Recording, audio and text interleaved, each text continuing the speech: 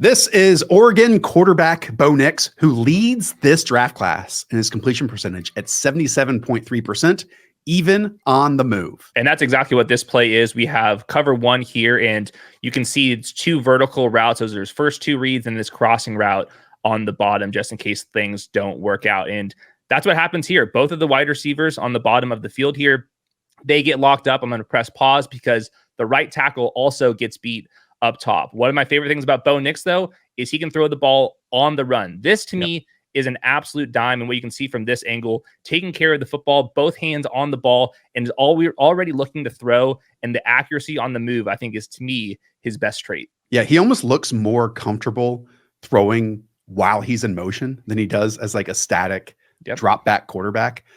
Let's throw some numbers out there first. Again, just a feeling. It feels like Bo Nix took over for Cam Newton at Auburn. He's been in college football for so long. I mean, he's 24 years old. He's 6'2", 218 pounds, 9 7/8 inch hands. Hayden, he played 61 college football games, and that includes 5 seasons of 300+ passing attempts. I have at 4,032 collegiate offensive snaps. That's crazy. This past season, though, he did throw for 4,500 yards, 51 total touchdowns, and 3 interceptions with the Oregon Ducks. I did mention his high completion percentage at 77.3%. He also had the lowest turnover-worthy play percentage in this draft class, 1% of his dropbacks.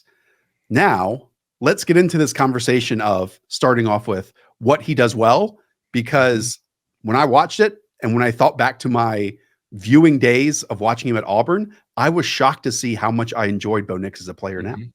I completely agree. First of all, he's a good athlete. He's not a fantastic athlete, but he can move outside the pocket like we just showed there. They actually even gave him some quarterback design stuff, but really his arm talent, I think, is rock solid. He's not going to completely impress you with his arm strength, but I think that he's fairly accurate. He can throw the ball deep downfield. He adds a lot of loft on his passes when necessary down the field. And I was with you. He was very accurate, and I was not expecting that out of the player just because of his Auburn days. Just to put some final numbers on this, 97th percentile EPA per play, 93rd percentile passing EPA last season. And this was what the most shocking part of this was. The best sack avoidance in terms of EPA of any college quarterback that was drafted since 2000, of any of them. Now, the hard part with this evaluation is he's been there forever, so he has a lot of experience, which I do think that is slightly a negative. And the environment around him was fantastic. Tons of RPOs, tons of screens. They're going to have a bunch of offensive linemen drafted, including a first-round center, most likely. He has a first-round wide receiver in Troy Franklin, potentially. So the environment was perfect, but we're talking about some of the best traits we're looking for, avoiding the negative plays. And Bo Nix has that on top of just being pretty mobile. And avoiding sacks, we talk about every single week at the NFL level. It gives you so much more of a chance to score points on your drive versus ones that do include a sack. Let's unpack these numbers, and specifically that completion percentage, again, at 77.3%, because it's not as simple as that means he's the most accurate quarterback in this class, because he was aided by having the second lowest average depth of target down the field at 6.8 yards this year. That's the same ADOT, if you want to contextualize it with NFL quarterbacks, as Daniel Jones had this season. He also had the second quickest time to throw at 2.44 seconds. On top of that, just 11%, Hayden, 11% of his attempts were 20+ yards down the field. That's 46 out of 52 qualifying quarterbacks at the college football level. However, he did have the 5th highest completion percentage in that area. So this is a chicken or the egg situation, if you want to put it that way, where, hey, the Oregon offense didn't ask him to throw down the field as much as some other quarterbacks in this class. But when they did, to me, he was extremely successful. So I don't know if it is his fault that they called so many screens, so many pop passes, so much mesh underneath, which obviously impacted that intended air yards per attempt, that completion percentage, because when he was asked to make a moment of greatness for his team on those 3 to 5 plays per game, those handful of snaps per contest, to me, he was able to lift up the people around him. If you remove his screens and his RPOs, and those were both at top 5 rates, a lot of those plays at Oregon were those types. He was first in PFF passing grade. He was first in turnover worthy play rate, second in EPA, second in success rate. So when the ball was asked to be in his hands for real, he stepped up, and then throwing the ball downfield, it was the highest catchable on target rate down the field, 10 plus air yards in the class, kind of sandwiched between CJ Stroud and Bryce Young last season. So I do think it's hard because so much of the production was kind of fake production, kind of Tua-esque production. And also, on top of that, Hayden, 38.8% of his yards were through the air. That's 156 in college football. Right. So he obviously benefited from plenty of yards after catch wide receivers. Yeah, he's not as good as his numbers indicate, but I also don't want to say that this was all the system and he can't play at all. I think it's somewhere in between. I wouldn't be surprised if he's kind of like a late first round type of pick, maybe early second round pick. Stylistically, all these numbers we're talking about, it's kind of like the Tua type of offense. But when I was kind of watching him, you brought this up on our mock draft video, kind of Andy Dalton-ish. Like, remember back in the day, Andy Dalton was able to move a little bit, kind of can throw on the run.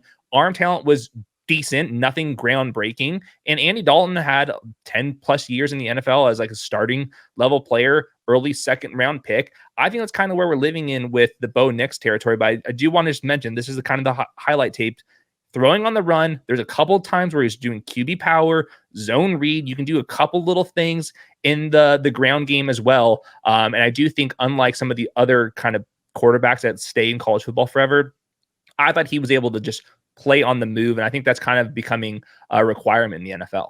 Now, every once in a while, when he does fall away from his throws, to me, you see some weaknesses in his arm. In fact, a couple of moments, double skipping passes to his pass catchers at the second and third levels. And then, Hayden, I think we do need to contextualize his age a little bit here and unpack that, because we led this video talking about maybe the public perception of him and who he was at Auburn. Well, during those Auburn days, if he had come out of college into the NFL at that moment, it would be normal. It would be 20, 21, 22.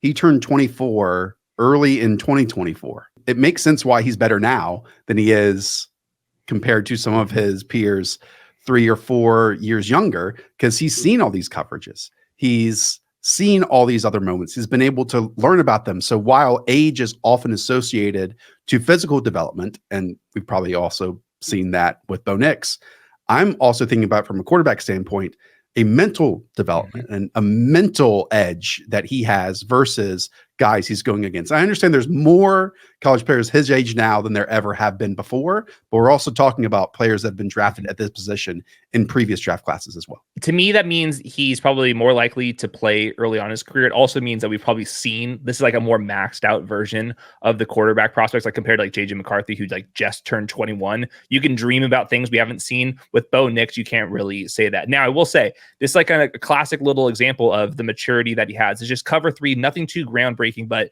what Bo Nix needs to do on this vertical pass at the bottom, he needs to keep this safety in the middle of the field over there, because he doesn't want this safety coming to the bottom of the screen. You see Bo Nix's eyes over there early on. He actually pump fakes this bottom corner down there. And then what I was showing with the deep accuracy, he puts a lot of arc on this pass, very catchable pass down the field. I'm not sure if we saw those type of plays at Auburn, very mature style football. And now we get those. And I think that's going to be the hard part of, could you get to top 10 NFL quarterback play? I would say most likely not. Could you also be just an average NFL starter?